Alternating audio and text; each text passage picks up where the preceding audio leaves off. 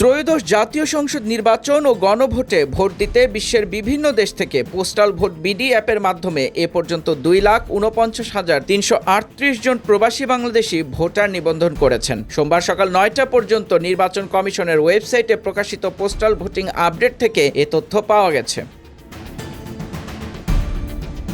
এ তথ্য থেকে আরও জানা যায়, ভোটারদের মধ্যে 2,28,147 জন পুরুষ ও 21,191 জন নারী রয়েছেন। এবারই প্রথমবারের মতো আইটি সাপোর্টেড পোস্টাল ব্যালটে ভোট নেওয়ার সিদ্ধান্ত নিয়েছে ইসি। এক্ষেত্রে প্রবাসী, আইনি হেফাজতে থাকা ব্যক্তি, ভোটের দায়িত্বে নিয়োজিতরা এ ব্যবস্থায় ভোট দিতে পারবেন।